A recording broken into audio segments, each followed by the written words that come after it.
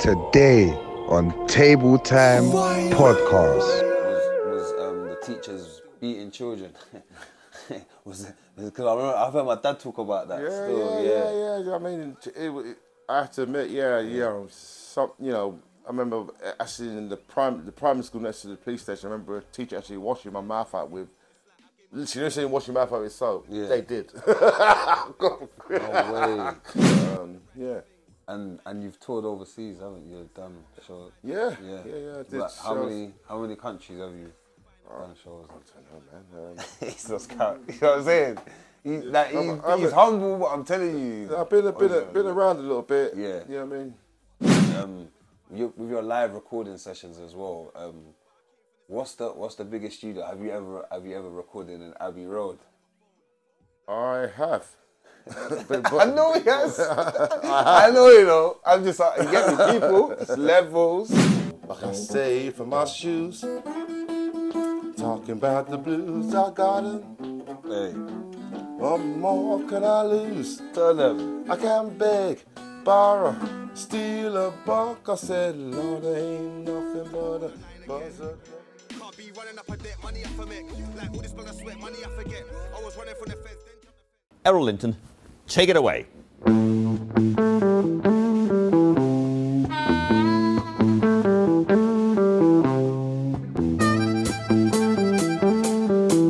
London, what a city.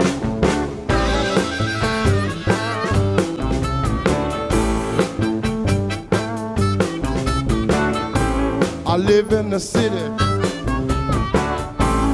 down in the underground, where I play my blues, make a change in my group.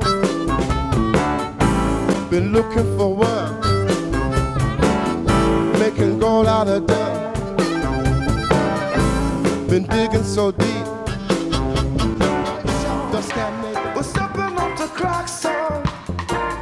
I can't let spend too long. We're stepping up the clock, son. I can't let spend too long, been too long.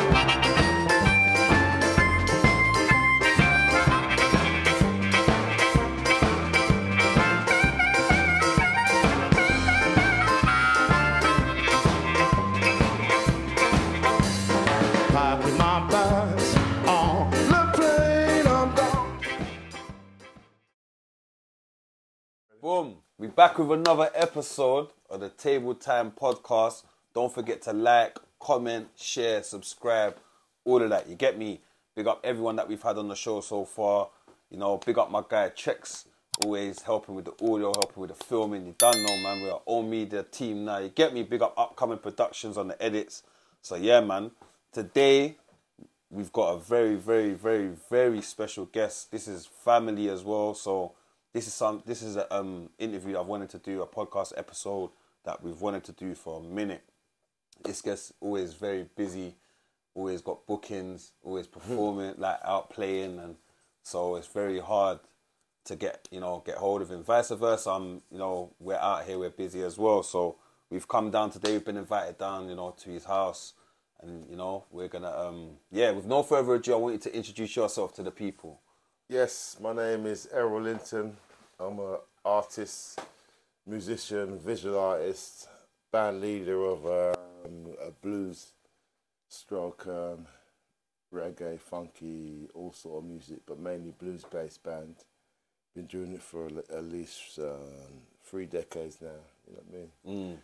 Yeah, so yeah. Man. How you been? First of all, I like to ask all my guests that. How you been? How have you been? Because I know it's been a up and down journey and that what's been going on lately. I hope everything's at the well. moment everything's okay. You know what I mean? There's been a lot of stuff that's happened in my life recently in the last year, and stuff. But coming through it, like everybody's going through. Life is, things happen, But everything's going okay at the moment. Yeah, that's good, man. Yeah. So what we want to do, I want you to tell the people how it started for Errol Linton. So where did you grow up? I grew up in Brixton. I was born in Angel Road area, Okay. Oh, not Angel Road. I was born on Angel Road. Yeah. In the house, I think it was 86 Angel Road. I can remember. So you was born in the house, yeah? In the house, yeah. Yeah. I was born in the house, yeah. We've got a lot of young viewers that are all born in hospitals. Yeah, they born in hospital, Yeah. but we were born in the house. A lot of people were born in the house back in the day. Yeah. In the 60s. That's why I was born in the 60s, the mid-60s. So, yeah, I grew up in Brixton, grew up around Brixton, lived around Brixton all my life and in the area sort of thing. You know what I mean? But yeah, I'm kind of hanging in there. I'm living in the area still. Okay, yeah, I see we're still out here. Yeah, You get me? It's good, man. You're still in the community. But so what was life like then in Brixton? Because not even I would know. Like, I grew up, my time of Brixton was more like affluent, multicultural, lot of bashment music. You get me? Right, well, a lot of hustling on the corner. You get me? When I grew up, I suppose it would have been in them days. My early church, because I've been in church, would have been Oval, and there's a film called Pressure, and there's a film called Pressure. It's one of the first black made films, and it's got a clip. I can't remember how many minutes in, but it's got a clip. And you see some of my cousins, all that. Okay. So I grew up with kind of church background. Yeah. But at the time, I suppose it would have been. Yeah, sound system would have been going on. Yeah, definitely. Mm-hmm. You know, and people doing their own little churches and stuff. Because as you know, back in them days, you weren't welcome in the churches even as Christians, were you? So you stuck your own little things, your little church. Okay. Because that church in Old was a little, I remember it being quite small, little church, you know what I mean? Compared to the one we went to later. You know what I mean? And the same thing with sound systems, you wouldn't be allowed to go in the pubs, so there's people set up their own little beams and little, do you know what I mean? Yeah. And that's how it was, isn't it, you know? Yeah.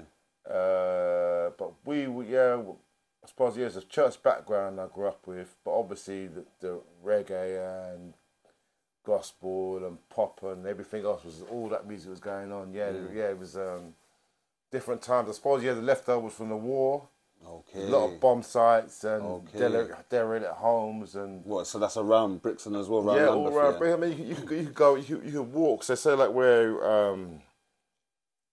sort of like Tesco's is now. You know what I mean? There'd be like just abandoned buildings. You know what I mean? Like it's like someone's walked out of it.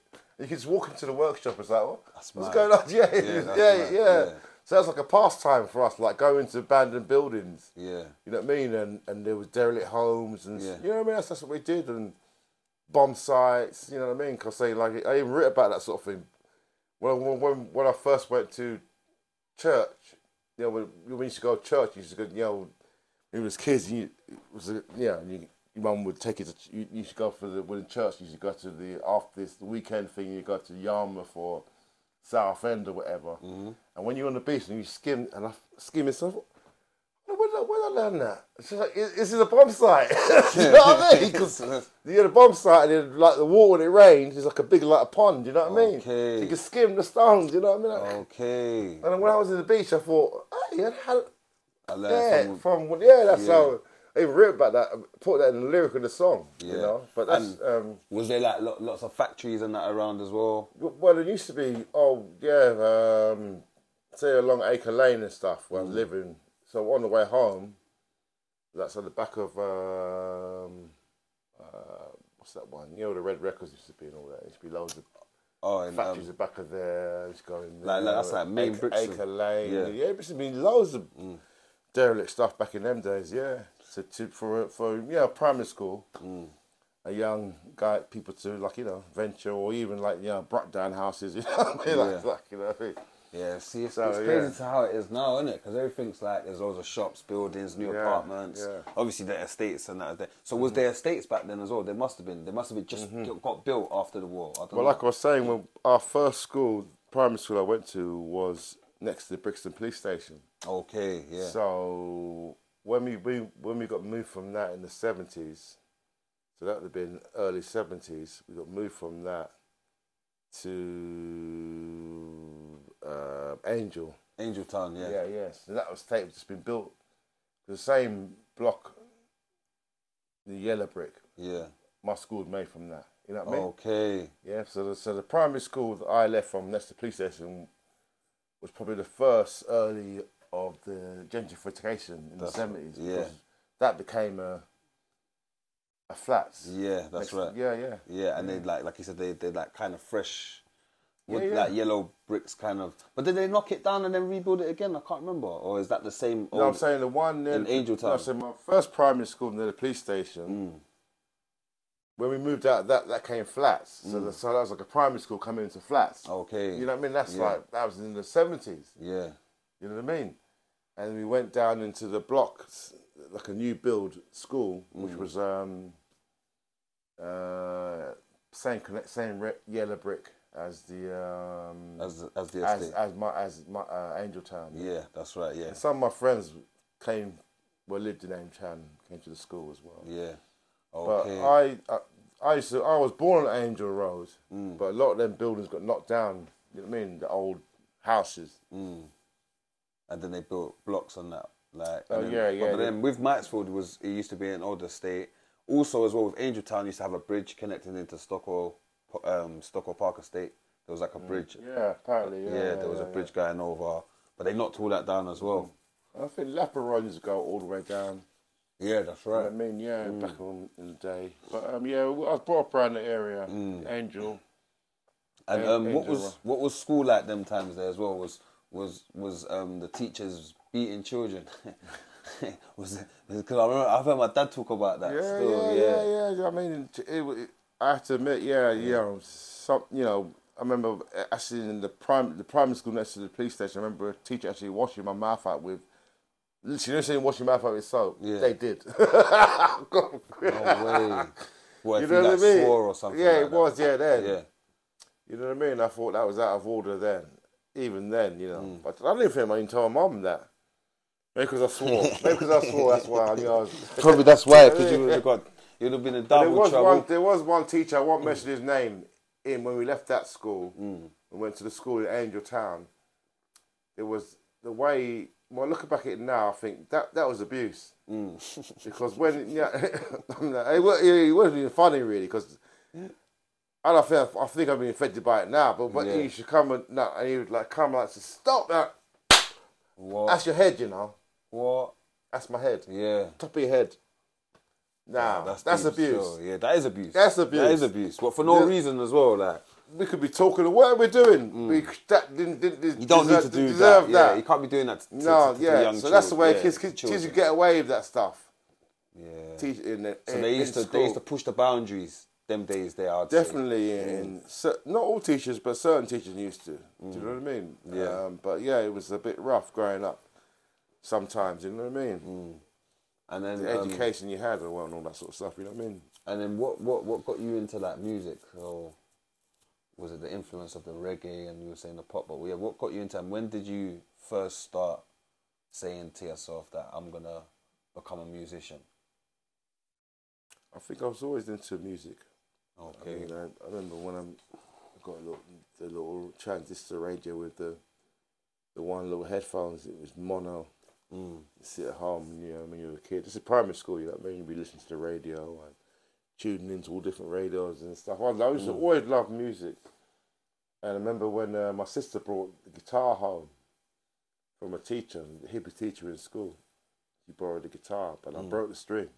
And I forgot, you know what I mean? But I was always interested in music. Yeah. I suppose for me, is my friend, Taron. My friend Taron sold me a harmonica. And through that, I discovered more stuff, the blues and the harmonica and the blues well, I knew harmonica and the reggae, but I didn't really know the blues music. Okay. That much, you know what I mean? Yeah. So really, playing the harmonica drew me to the blues because the harmonica is quite it's the lead instrument in the blues. Do you know what I mean? Yeah. And there ain't many musics, genres of music that the harmonica is the main lead instrument, and that was. So I heard harmonica obviously from Stevie Wonder and staple singers and reggae dub. But when I heard the Sonny Boy Williamson, the way he bent that harmonica, you know, I thought, wow, yeah, I mean, that's something different. And so that drew me to the blues, because also it was like the harmonica was the lead instrument within the genre of music. So that's why, yeah. You know what I mean? That's okay. That makes sense. So that makes sense. Yeah. And then from there, what was your first, like, I'd say, live performance? My first live performance was, as a band, was probably East London, East Side. I mean, I think after about a year and a bit, I was playing harmonica, and some people did me some tapes and stuff, and I started finding some stuff from libraries and things, you know what I mean, the blues and that. And such to me, why don't you go busking? I thought, I can't do that, man. I start begging, you know what I mean? Do you know what I mean? I can't just, you know, no, you know what I mean? Yeah. I ended up doing like about, I mean, a couple of decades or whatever it was doing it, you know what I mean? But through going busking, I met other musicians. Okay. Yeah. So I met Dave Rose, who used to play guitar and harmonica, and he had a tambourine. And I met Pete Smith as well, guitarist. So through there was my first early bands with my friend who sung me the harmonica guitar, Robin Borkerson. He sung me the harmonica. And through him, we got together with the other guitarists, and our first gig was in the trolley stop. Okay. In Stoke Newington. So I suppose the east side, isn't it? Yeah. Northeast, isn't it? Was that in like a club or a bar? No, it's just like a pub. Oh, it's a local pub, yeah. But I think they did a lot of comedy in there and all sorts of different cabaret and whatnot in there. The famous place, but that famous bar, that was the first gig. And then we got the, I think it was Duke of Edinburgh. That was a regular one we did. I think, in the early 90s. They said, like, come down, 30 quid each, drink as much as you want. We were there about 3 hours early. Yeah. In the early days. So they'll pay you 30 quid, they give you free bar. Yeah, it was, yeah. And you're doing what you enjoy as well. Yeah. That was, And that's in the early days. Yeah, it was, yeah. But and we grew into a 5-piece band, 6-piece band actually, yeah. What's the band called? First of all, we were called the Homeboy Blues. And then we were called Errol Linton's Blues Vibe. Jeez. For years. Yeah. And now it's called Errol Linton, or Errol Linton Band, you know what I mean? Yeah, that's it. So it's your band. The main. When I first started out, when I first started out with Pete and Taron, me and Pete shared the songs, and with Dave as well. Well, the first one was Dave. We shared the songs. I never wanted to front the band myself. You know what I mean? I remember the first time I fronted the band was in, I think it might have been South area. Yeah, going to Hounslow. That's it, Hounslow. West Side. And I did, going Hounslow. I did a gig down there, and I remember getting off the first. I wasn't, you suddenly can't really tell how you come over. I remember getting off the stage and said, "How'd I do? So, yeah, you did all right. A little nervous. No. And I thought, okay, that was it. You know what I mean? Yeah. So sometimes I was a little nervous, and I doing the right, fronting it, and that's how it was. That's how it all began, really. You know what I mean? We're fronting the band by myself. Yeah. But yeah. And you've toured overseas, haven't you? Done shows. Yeah. I did. Like, how many countries have you done shows? I don't know, man. He's just count. You know what I'm saying? He's humble. What I'm telling you. I've been around a little bit. Yeah. You know what I mean? Mainly Europe. Do you know what I mean? What's the best show you've been? Huh? What's the best show you've done? Best show I've done? Yeah. So, let's see, what comes to mind, I'd say, probably in the early 2000s, I did this gig called, you might have heard of Wild Mad? No, it's like a world music festival. Okay. It's based in England. A guy called Peter Gabriel, he's a famous pop artist. He had a few hits and that. He's been in the band Genesis. He started this festival called Wild Mad, and it wasn't any like blues festival or reggae. Everything going on there. You know what I mean? So it was good. People didn't know who I was or anything, wasn't on the main stage or anything, but I just never forget this. When we started, after the first song, the whole of the tent just got up and danced. You know what I mean? Yeah. It was good. It was So really you had good. everyone moving. Yeah. Apart from this two couple, this little young couple that sat there throughout the whole of the gig like that. I think they were tripping. You know what? They might have been. Yeah, you never know. They might have It been was like that. tripping. It was like they were. Yeah, I reckon they they were were. tripping You know? still. But everyone was up dancing. They were seeing aliens and zombies. People couldn't you know what I mean? People couldn't get in the tent, but we mashed it up. We mashed it up that first gig. Yeah, we did, and yeah, it's really good. It's really good because people didn't know who we were or what. So I like playing festivals like that. People don't know what you're doing or who are you. Cause we mixed it up. We're blues based, but we could fling it into the reggae or a little bit funky or. That's right. Because I've even watched you stuff. at South Bank. Waterloo. You used to do live performances there as well, wasn't it? Yeah. We used to go there. This was years ago, you know, like 2000. Oh yeah, National Theatre. Yeah, National Theatre. We used to do the before they used to do the evening session. Yeah, we used to do a performance before they didn't do the evening session. Yeah, it was good. They were good gigs. Yeah. No, man, that's proper, man. I respect that as well. And with your live recording sessions as well, what's the biggest studio? Have you ever recorded in Abbey Road? I have. I know he has. I know, you know. I'm just like, you get me, people, it's levels. So yeah, I have. But it was not with. It wasn't. You know, what I mean, it wasn't my band or nothing. It was with a guitarist. You know what I mean? Okay. Yeah, he's a famous blues guitarist or blues rock stroke guitarist. I mean, Joe Bonamassa. Yeah. Okay. He came to Brixton at my gig in Brixton. You know what I mean? Oh, wow. So he was at your gig, yeah? Yeah, he came to my gig in Bristol because we share the same agent. Okay. And they knew he had a day off. You know what I mean? Before he did the Royal Albert hall gigs. You know what I mean? You know what I'm saying? So he came to my gig in the Ephra Hall Tavern in Brixton where I played every Wednesday. I got to this gig and all of a sudden, where these people turn up from? I ain't seen you here before. What are you doing there? All people who come to different blues gigs. Never been to my gig before. All of a sudden they're there. Yeah. How do they know? You know, I don't know how they knew, but they're all there all of a sudden. You know what I mean? Yeah. Well, because your name was started. No, his name, Joe Bonamassa, was turning up. That's why. So because he turned up. Yeah. No, everybody was turning up. Yeah. It was rammed up. Faces on. Never come to my gigs and have never been back since.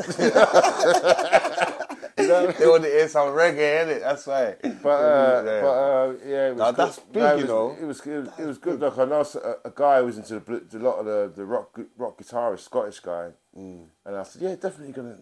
Alice, I said, yeah, definitely gonna happen. You know what I mean? He said, yeah, sure. And I said, yeah, it's gonna happen. Like, you know what I mean?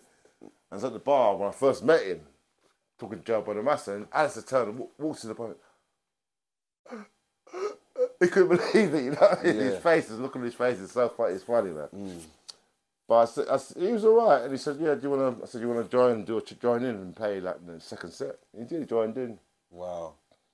And played, and I didn't mean to, but I did this tune called Welfare Blues, and then I did a fast boogie after that. But the slow blues, I didn't know he had like a house just for his guitars. Okay. Just a house. That's how much. Just for his guitars. That's how much guitars he's got. Yeah. That's how rich he is. Yeah. He's up. He's a millionaire, man. Yeah, you know what I mean? up But I did Welfare Blues. You know what I mean? No, but yeah. That sounds. But like he was a nice guy, and then from there through him, I went to Abbey Road and recorded his album. That's how I went to Abbey Road because he said, "Do you want to come and record?" And because he was doing the album dedicated to the blues, kind of the blues rock. What do you call it? The British invasion, we call it, yeah. Okay. In the 60s in America. Like a lot of the blues rock guys, you know, the Beatles and Eric Clapton, all them people were. See. And what was that experience like? Abbey Road. Some people never see inside there. It was just like we haven't seen inside there. You know what I mean? What was it like? Quite very neat in there, like a big sort of house, I suppose. Really, isn't it? Really, you go in and you go to a certain studio there, It was like a big mixing room, really, that I was in. And then when I went to do my take, it was like a little booth. Well, not booth, but I suppose about half the size of this room. You know what I mean? Okay. And then when I did my first take, I looked out and I realised I'd been filmed. And then there's a studio like the size of like a main basketball court. You know what I mean? Yeah. And the cameramen were in there filming. You know what I mean? Wow. So yeah, so I don't know if that was the studio that the Beatles went in, did whatever, you know, because they've got more than one studio. That's right. They got a few. Yeah. So. Yeah, it was a good experience. Just did this harmonica. Just blew a couple of tracks on the harmonica for him on a song called "Look Out Man" or something like that. Look Out Man. Still waiting for my album. Still waiting for your plaque, yeah? You still waiting for your plaque? Still waiting for my album, yeah. We're going to send you a plaque for it, yeah? Copy, yeah. Still waiting for my copy, yeah. I ain't going to see one. I ain't received one yet. But yeah, no, that's good. And so you put out your album as well. How many projects have you put out, like album-wise? Album-wise? Yeah, because I remember you gave me a copy of your album. My first album was...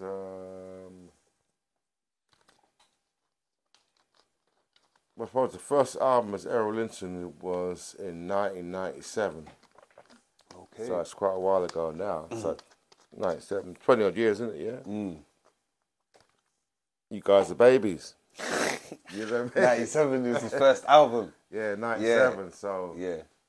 And then I did Roots Stew in 2003. And a long break, I think it was 2010. Mama Said. And then I did a duo one with me and Adam. Figure the Feeling, something. Can't remember now. Dealing with that feeling. Mm. And then I met Tim Bullerman, who I'm working with now. And we did 2 albums on a handshake before we signed any deal, you know, like lawyers stuff. Okay. So in 2018 I did Packing My Bags album with Brass Dog Records, and then 2020 I did No Entry. Yeah, that's right. And now we got some new recording coming out soon. 2020, probably 2024. Mm. Are you still with any labels? Yeah, I'm with Brass Dog still. We're still doing stuff together. Yeah. Okay. What's it like working with labels? It's on a low level. It's not a big label, so it's lucky, you know what I mean. Did they handle you like your distribution and things like that? Yeah, doing it. It's like it's on a low level. You know what I mean? It's not like a big distribution or nothing. It never has been. Yeah. I've always kind of sold my stuff. It's always been I can't come on whatever you call it. I don't know. Would it be like a management? Sometimes I say like if you want to, if I never call my another record label, I call it One Pen Business. You know what I mean? It's like that, you know. Yeah. But it's kept the band on the road, you know. Yeah. Okay. So paying for the when the gigs are low, they get the bookings and the merchandise is paid. Petrol, the merchandise is paid. When not enough money for the hotels and merchandise, it's kept that part of my career live, going. You know what I mean? The recordings. Yeah. That's what it's done. And also it's an opportunity to showcase yourself, you know what I mean? Yeah. And people to play it on the radio and stuff. So I mean, every album I put, I've always got a session from the radio or something, you know what I mean? Okay, so you get huge support. Yeah, and usually BBC. I've been lucky with that, because I say like I touched on the busking side of things. When I first started busking in the early 90s, I met, I think I was actually at Victoria, and the card came in, BBC, and I thought, really? Play, I thought, yeah, take that one. And I found it later, and it was John Waters. Okay. And John Waters was quite an important guy, actually, when it came to being a producer of BBC radio programs. He produced John Peel. He was quite an important DJ in the history of England, you know what I mean? UK. And so was Andy Kershaw as well, his other person. And he also, I think he's involved in a lot with Johnny Walker and all sorts of stuff. But when I was over there, before they had the buildings, it's all different now. But I went up to the BBC building that was different in them days in the 90s before they got the makeover. And we just went up there and he was just talking about saying, yeah, you know, but I didn't really know. I didn't really feel like I knew the blues that much myself. Confident in my voice or whatever. Okay. I wasn't confident, but he went over there and he said, yeah, I like what you're doing. I mean, you got something about you, I like your voice. I think you got something different about your voice and the way you play the harmonica and everything. You know what I mean? So I wanted to do a documentary about it. Well, what? I said, yeah. He said, well, I really do. You know what I mean? I said, fancy a drink? Let's go over and have a wine talk. So we went over to the pub and we just sat there and talked about blues and different sort of stuff, you know what I mean, and what the angle he went to. He was an interesting character. You know what I mean?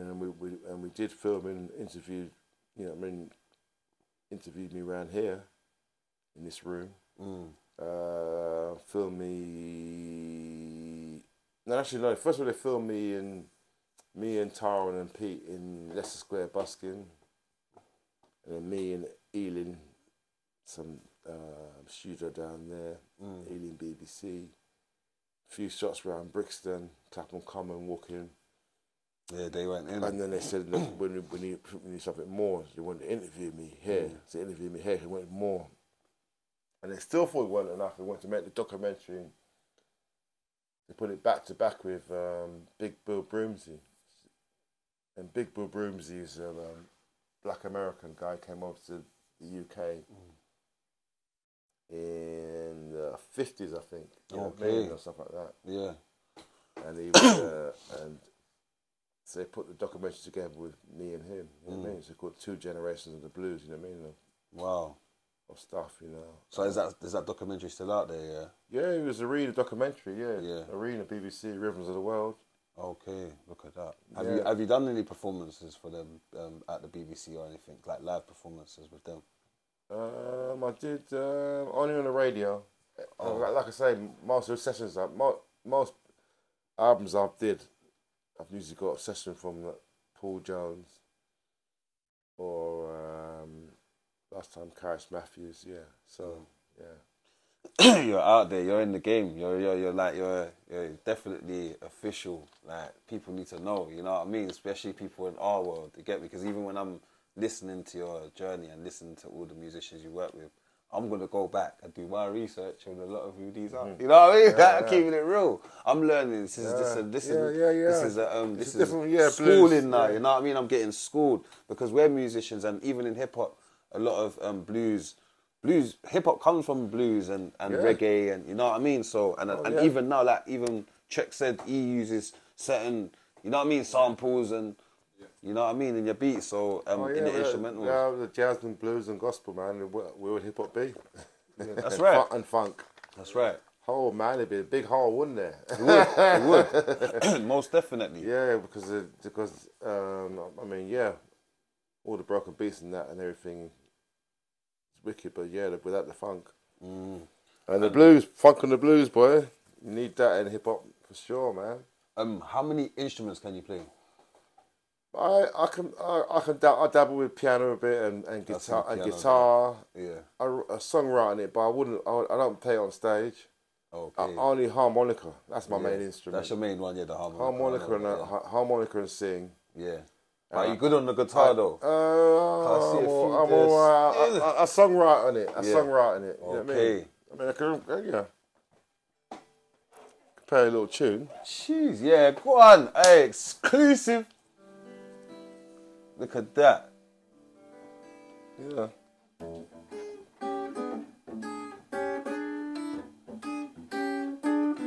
I want to go stage on it. Hey.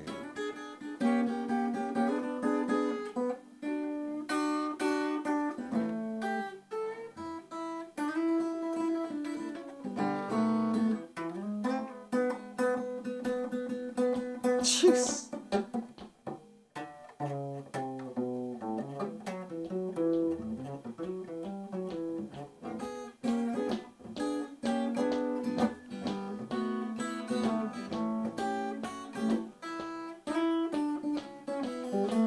There ain't nothing in my pocket but the bottom. I can save for my shoes. Talking about the blues, I got 'em. Hey, What more can I lose? tell them. I can't beg, borrow, steal a buck. I said, Lord, there ain't nothing but a buzzard love. I can't get on the welfare cause I'm traveling. Jeez. There's got no way to go. My last pair of pants are unraveling. I can't get sure. Hey. Hey, I got in a fight. I was too weak to duck. I said, Lord, there ain't nothing but a buzzard love.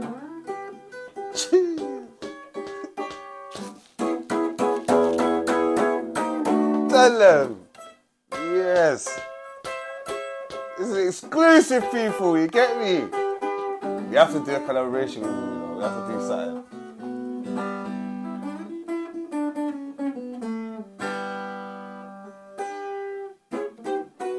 Jeez. Nah. I forgive that. Come on. Nah, come on. Uncle Errol, you know. Don't play about. Nah, that was proper. Harmonicas are main thing. Yeah, but that's the first time I've heard you play The guitar, as okay, well, yeah. I That was songwrite and guitar. Yeah, was that one of your written songs? No, it's an old blues song. Oh, it's an old blues song. Okay, I thought that was on your but- bars. No, it's I forgot his name now. Is it piano player? Yeah, fire in the ends. You know what I Piano mean? player, yeah.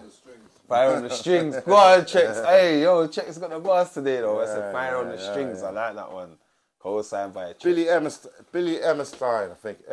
Emerson, that's his name. Okay, that's the artist. The piano player, yeah. That did that song called Buzzard Luck.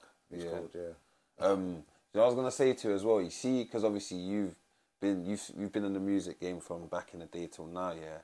What would you see like when I was growing up here? And I always talk about this and ask my guests, or some of them I asked them this. Like music was valuable. You know what I mean? Like so, for instance, like I would have a CD. Obviously, I'm talking about CDs. Like, or I might hear something on a vinyl, but that will go around. Like everyone would have that same CD. Yeah. Like, for instance, 50 Cent, Get Rich or Die Trying, yeah? Like, we had that album in rotation for like 3-4 years, you know what I mean? It was like, and then Nas might come out with an album, Stillmatic or something like that. Like, music was more valued then, innit? Do you feel that now, how all this technology, fast internet, everything, analog, digital recording, not analog no more, do you feel music is appreciated, and is it I think does it last as long like how we used to? I think it will always be valued because it's our experience as human beings on this planet, our human condition, you know what I mean? And it's a healer, isn't it? Music, isn't it? Whether you're playing it or receiving it. Do you know what I mean? Yeah. And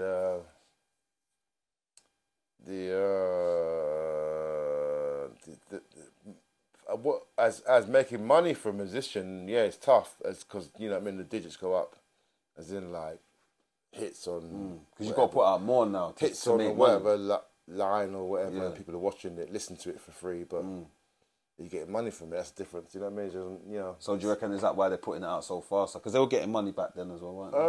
Well, online, even the top artists don't get money, do they? From Spotify, do they? Really? They make nothing. It depends. It depends who it is. I It don't think depends. no one makes any money from Spotify, do they? People make money.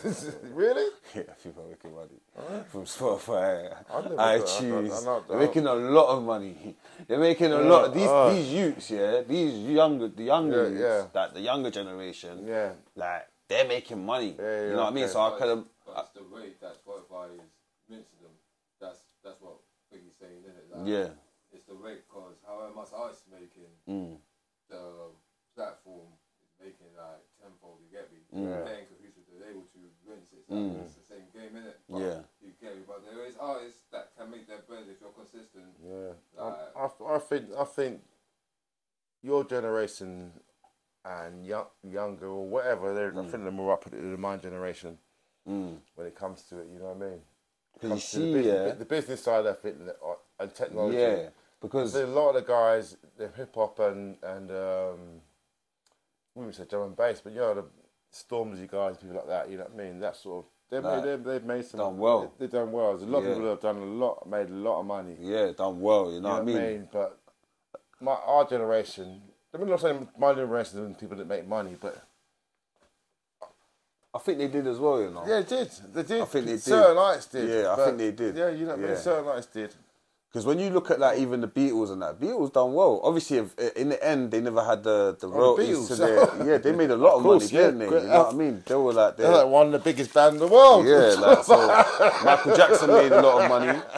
He ended up owning the Beatles. You can't compare me to the Beatles, brother. I tell you what. No, you can't. No, you can't, man. You can't, man. So but that's what I was saying. So it's like where it is, yeah. Because like you had a point, Trex. What you just said is a valid point, yeah. Because we don't know the value, and this is back to my point, yeah, where I was answering you, and I thought, Carl, you would understand because it's like we now. You see that your CD, yeah, you're physical, innit? Yeah. Everything's digital now. Yeah. But we before had physical, so I was like. I've got your CD now. To me, I've got that now. That's like to me, that's a piece of art that you've got it there. You know what I mean? If I want to hear it, I go online and listen. But I'm saying that's something. It's like art is valuable now because we don't get that no more. Before, like I said again, we will have the physicals and we know what that physical is worth. So the price on, say for instance, a CD back in the day, an album would be like what, £16, £15, £10, say, yeah. So you know on a unit of your CD, you're gonna be selling £10. If you sold 100,000 units, then you know that you sold £10 worth of 100,000. 9 times out of 10, the label's going to come to you.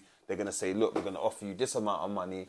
And obviously, they're going to push for your units to be sold so that they can, like you just said, but now Spotify is killing it tenfold. Like, it's I suppose people can pick and choose, can't they? I think that's why music's diluted now. That was my point. I think that's why it's more like you said, they'll put out music and they're going to make money from it. It's like everyone's in a rush, and the music's more microwave now. It's not like soul food, like what we're talking about. That soul food music, that seasoned, marinated.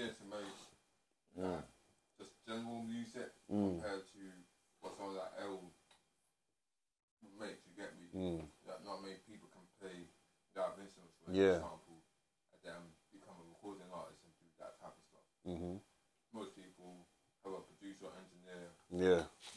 That makes the beats for them. Do most of the stuff. And even the producers, they're just using the technology to make the rhythms now. You know what I mean, innit?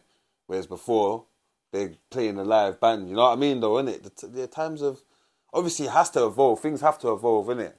But at the same time, it's like it is. It's art, man. It's art.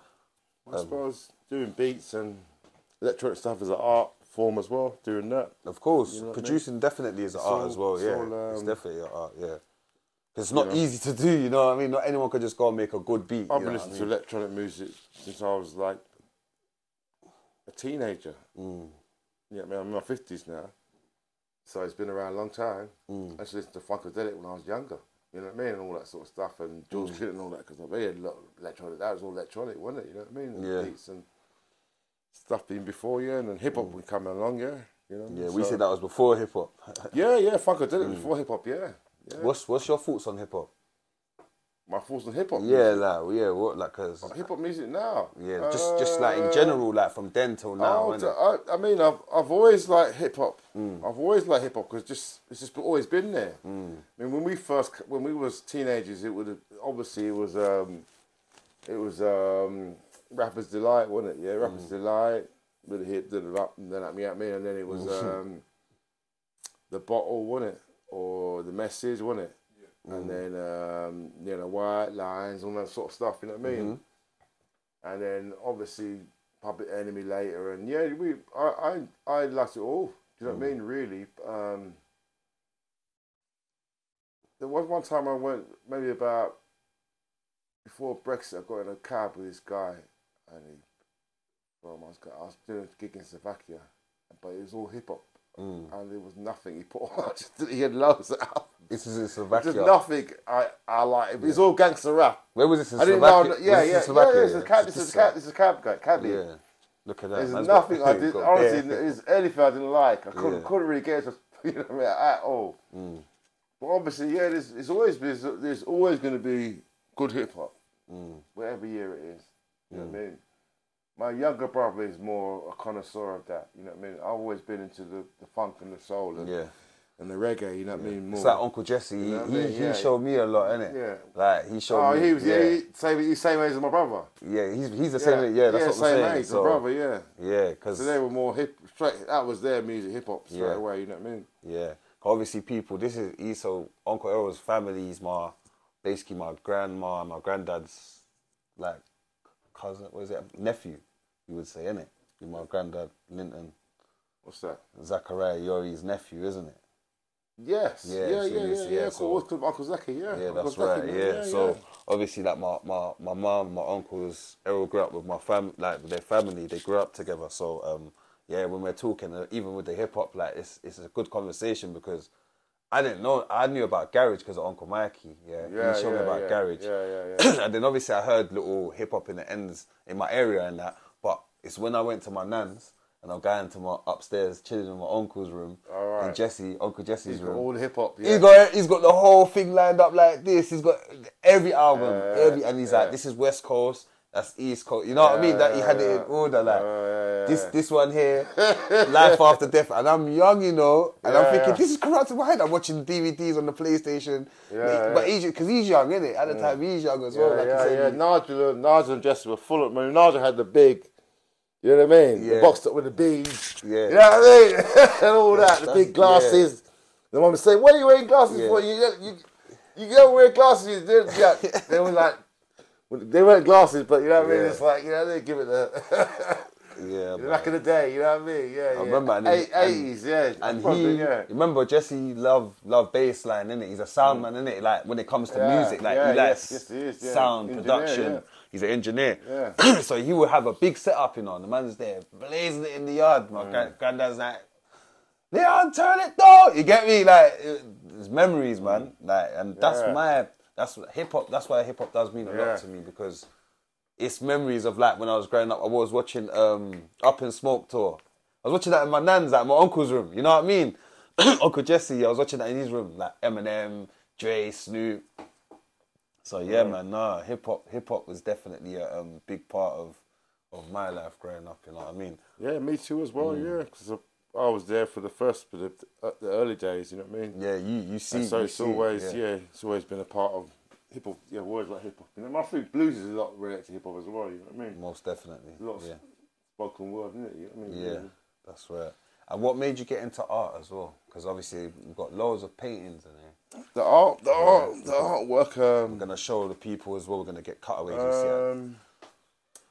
I just always just liked drawing and painting from when I was a kid. In primary school. I remember my mum getting me or get my pocket money and buying these little. Just get them up and with the dry paint. Okay, with the little brush and that. Yeah, you used to wet it, you know what I mean? I remember when the whites were around, it's got crazy, you know what I mean? So I was well into the painting and drawing, Yeah, my mum always have a go at me with a knife, you know what I mean? So I used to sharpen my pencil really. Okay, make sure it's sharp, ready to sketch. So I just loved the painting and drawing and just loved it in school. And when I went to after I left school and stuff, I went to Brixton College and that. And they got me into I joined their pre-foundation course there. That got me into it in my late teens. So you done the art course? I did, in my teens, Okay. But I was always into from when I was younger, you know. I always did it from. Do any stuff as a kid, like any sculptures, drawings, comics, or stuff? Oh yeah. I got lots of drawings from when I was a young teenager. Yeah, definitely. You know what I mean? I'll never forget when I did this picture of Peter Tosh.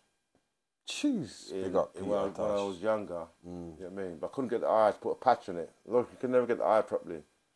But when I finished that drawing, I thought, I realised I could. You know when you realise you can do something? That's when I realised I could do that. I must have been about 13 or 14. But I got it somewhere still. It's still not a bad drawing. But I realised, I can actually draw, you know what I mean? You know what I mean? That dawned on me. But going to Brixton College helped me because I learned perspective, you know what I mean? So I could eye level, I could draw a whole room. And I was like, that's going about that perspective. That's going up that way, that going up that way, you know what I mean? Because you know what I mean, you got eye level, and from there everything's going from that way. that which can draw a whole room. You know what I mean? See. And just like, you know, we all learned about colours, didn't we? Had to mix colours in primary school, didn't we? You know what I mean? But I didn't know about complementary colours and stuff like that. Yeah. You know what I mean? Which colours actually react to each other. You put them side to side. Okay, yeah. And vibrate. That, yeah, like you said, that work good together, basically. And then there's colours that don't work good together. Yeah. So I know that like through decorating. Just still. stuff like that. You know what I mean? We learned. And light and shade and tone and all that sort of business, yeah. No, that's proper, man. That's good. And then, so now, would you say I went to art college for a couple of years as well. So, you went for a couple of years, yeah. Yeah, I went to Chelsea Art College for about a year and a bit before they kicked me. So you get kicked out. Yes.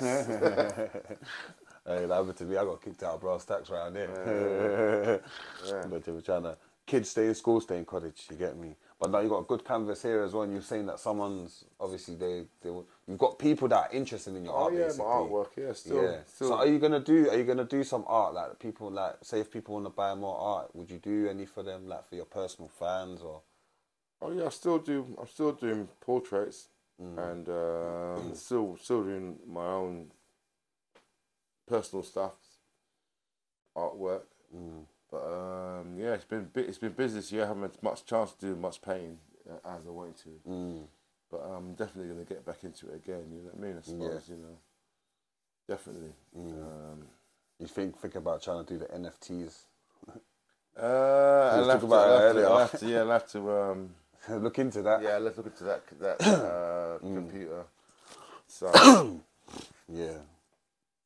And also, what's your views as well, like on like owning all your as an artist, making sure you own all your rights to your music and that. What's your views on that? Because a lot of artists sign away their rights. Well, when I first started out, I wrote a lot of books on how to make it in the music business. So I kind of kept I've got the rights to all my music. I did about 5 albums and I got the rights to that.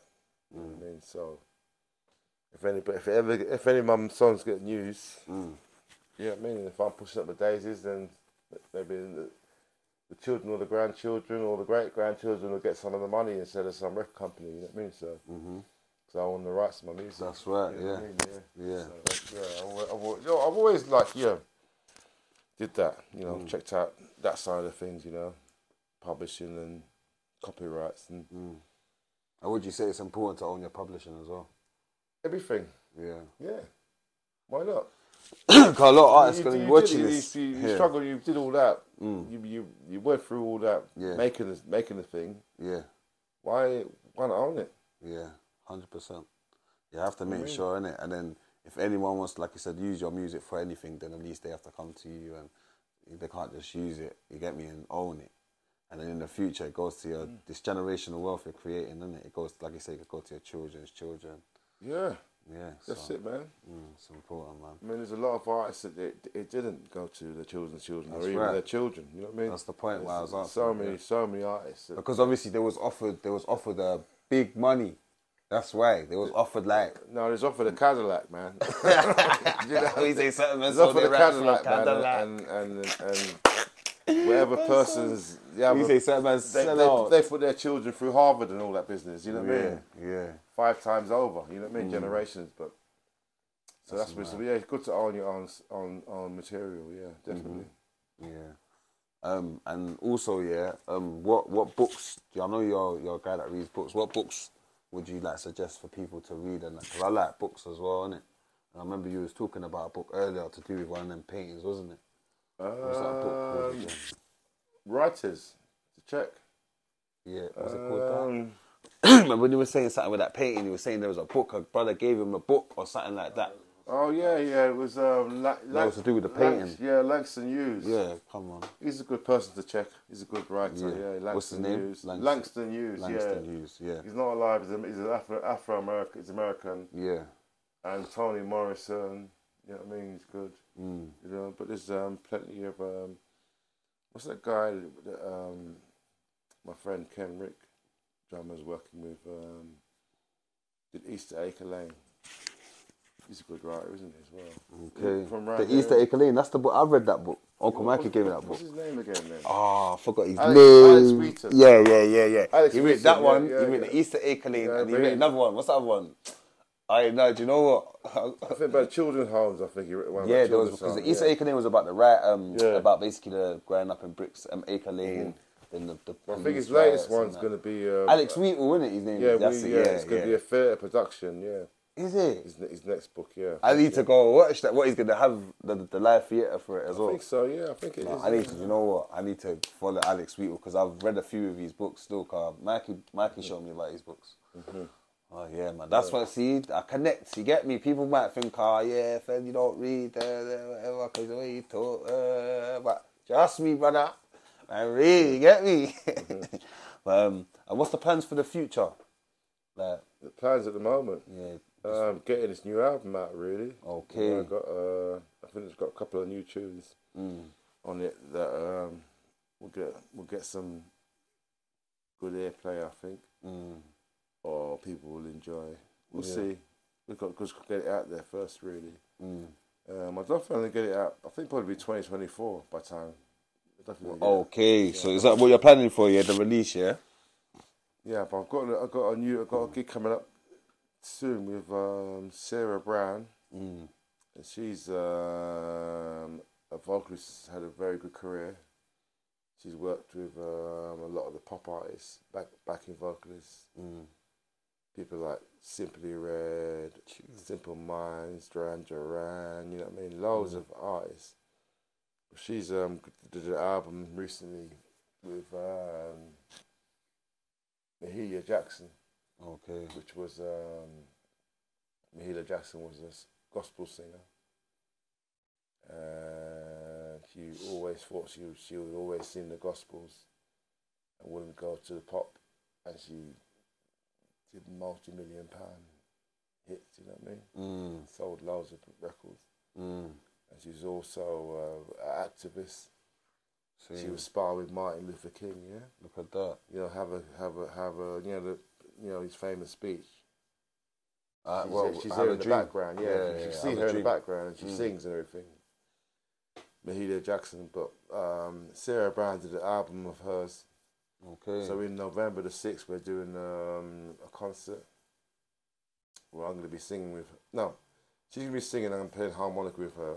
And then we'll be doing 2 separate sets with our band, so it'd be like blues and gospel for the night. So that's in the Union Chapel. Okay. Yeah, should be a good night. Yeah, that's coming up in about 3 weeks' time, 4 weeks' time. Yeah, that's big. So you ain't stopping for now. I like that. Oh, You're no. Continuing. Yeah. I mean, I've been doing it for a while. You know, that's all I do. Yeah, that's what I do. Do you know what I wanted to say quickly? Because with hip hop as well, yeah, I think that's one of the only industries, yeah, that like they say it's like a young man's game. Like it's like all the younger youths that grow up, they were like, you're old, you can't rap, this, that, da, da, da. But you see in rock and roll, you see in blues, you see in even in garage, like house and garage, like Soul Solid Crew, they're performing Garage Nation, they all Oxide Neutrino, they're still out there doing their thing. But you've got longevity, you see what I'm saying? It's like, even me, look, I've been doing music since young. Obviously, I haven't got to the level I've needed, but I've gotten all the platforms I needed to get on. But I've had to kind of switch it up a bit. Like, let me let the people know who I am and know the people that I can talk to and my character, because it's like they think I'm too old or something. You know what I mean? Even though in my mind I know I'm not too old, there's still opportunities. I can still do my thing, because Giggs is still doing these things. Big up Giggs, and he's got to another level now. You know what I mean? Like he was always been Giggs, but he's got to like the highest of level nowadays in America with the rappers, with Jay-Z, with this one, with that one. You know what I mean? So, as long as if you got character, as long as you got your health. I can't see why you can, whatever genre music you're doing, really. Because, I mean, the Rolling Stones are all of that, man. You know what I mean? They're about 80, isn't they? Look at that. Yeah, so look at that. And they're still touring. They can still do it, yeah. If people want to still hear you, yes, that's all about, really. And then you can still do it, physically do it. It's mad, though, man. You've got a love for it. Oh, and that's what I want to see more in that rap culture, innit? I want to see, like, because in America, they've got it patterned. You get me? But then even in America, it's like the younger rappers that are coming up, the people that are listening to them, it's like they respect them more than the pioneers, you know, the KRSs or the, you know what I mean, the Flavor Flav, whoever it is, Noriegas, whatever. But in the other industries of music, yeah, they respect their legends. You know what I mean? The legends are respected. You don't think they get that in the rap then, no? Not as much. Okay, no, like people will be like, rah, like a rapper will come out that's been rapping for 4 years and they say he's better than Nas. How can you be better than Nas, bro? You can never be better than Nas, bro. Because you haven't even done what he's done, you know what I mean? And to even at the level that he's doing it, the people that he's having to sit and compete with and sell out, because they're doing it at a major level as well, you know what I mean? We're watching them at a major level. The millions of people they've influenced, like even someone like Nas, someone like, I think Jay-Z gets his props. Even like, for instance, Noriega, a lot of the young rappers, because he's got his podcast now, a lot of the young rappers don't really mess with him as much, you know what I mean? Like, they don't big him up as much as a rapper, you see what I'm trying to say? But it's like he set a trend as well. But yeah, man, and that's what I want to see more in it, like I feel anyway, like in hip hop. Do you see that, Trex, in the Yeah, of course. in the rap world? Of course. People look for different stuff now. Like people like rappers, people don't necessarily like to rap per se. If you get what I'm trying to say. Yeah.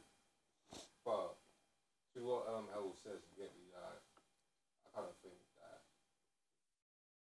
it does happen, but it does matter, but it doesn't matter because like, people who love your genre or love your thing, they know. Like, you already know that. You're a hip hop head, you know that. You're a jazz head, you know. You know House Up, you know My Man, you know Sammy Davis. Like, that's how I think. Are the older rappers still touring as much as the ones in America, kind of, rap is massive still. It's global, man. Like you said, Slovakia, the cabmans listen to rap. You get me? So they will go, and they say they get more love in Europe. Like Tony Ayo would say it, Norris. A lot of them would say, I get more love in Europe. Yeah. They go Europe, they love, but over there, they just want what's relevant. That's always been that way. It's always been the way. It's been like that since 1920s, and the jazz guys got more love in France. That's why they end up living in France. Okay. You know what I mean? And living, you know, Miles Davis, writers, artists, everything. Yeah. Because they got more respect. Yeah. You know what I mean? In Europe than they did in America. Because in America they couldn't even drink out the same water as them or go to the same restaurant. You know what I'm saying? You're right. That's you're the right. difference. Them you know what I times mean? there Where say with the France and they got treated as an artist. Yeah. They're like, you know what I mean? Yeah, they're paying you. They're doing this. They're doing that. This time in the restaurant, treating you as an artist as well, giving you respect. As an artist. You know what I mean? That's why some of them people stayed in Europe and lived in Switzerland or wherever. You know what I mean? Because they got treated as an artist. You know what I mean? Yeah. And when they went back to America, they had a tough time, didn't they? You know what I mean? Yeah. But I suppose, America, they're still, the genres of music of them, they're all massive, isn't they? Rock is massive. Yeah, rock's massive. Rap's massive. Rap's massive, man. Country's massive. You know what I mean? Everything. Yeah. They all got their own lane. You know what I mean? I wouldn't say jazz is massive as all them genres. Rhythm and blues, I mean, like soul. R&B. R&B we call it is. But I say, blues and jazz probably not as big. But all the other ones, they're massive, isn't they? You know what I mean? Yeah. You can go from basic student venues or little festivals to massive stadiums with all them major four, rap, rock. Yeah, they all go to major festivals. Yeah, definitely. Big stadiums. Bashment as well, even reggae. Yeah, reggae's one of the biggest. Yeah, reggae's one of the biggest. And also, quickly before we wrap it up here, what would you say as well to any up and coming artists that if they play instrument, if they're instrument player, if they're whatever it is as an artist, what would you say to anyone that's up and coming and they feel like they need advice? Just believe in yourself. Keep doing what you're doing. I like that one. Believe in yourself. If someone say you can't do this, just go forward, believe in yourself, and keep doing what you're doing. You know what I mean? If you know what I mean, you get a buzz from it, you enjoy it, man. Just do it, man. You know what I mean? And people are enjoying it. Just stick with it. You know what I mean? Yeah. And it's gonna be tough sometimes, but just keep going. You know what I mean?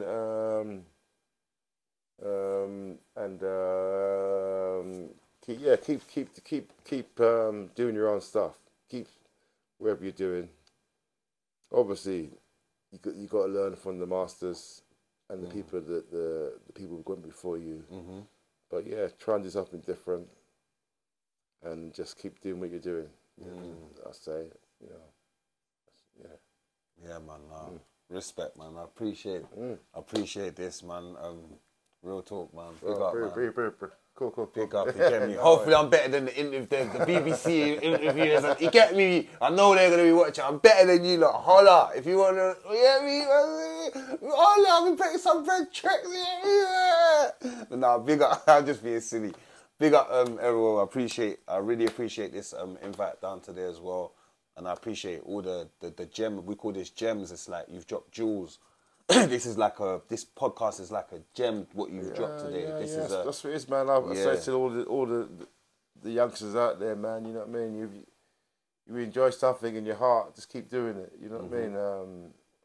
That's what kept me. I love the artwork. Has kept me going. You know what I mean. Through many things in my life. You know what I mean. The art is a good healer. For stuff, you know what I mean, and also, it's a good healer for many things. You say that your inspiration to keep going, or do you have other people that you have like as inspiration? I mean, you know, you can put the internet on and you can see someone talking, can't you? You know, about certain things, history or whatever, and that, you know, that's. Good information, and also inspire you and friends and family. You know what I mean? You need positive people around you, don't you? You know what I mean? Really, that's what it is. Drop all negative people from your life.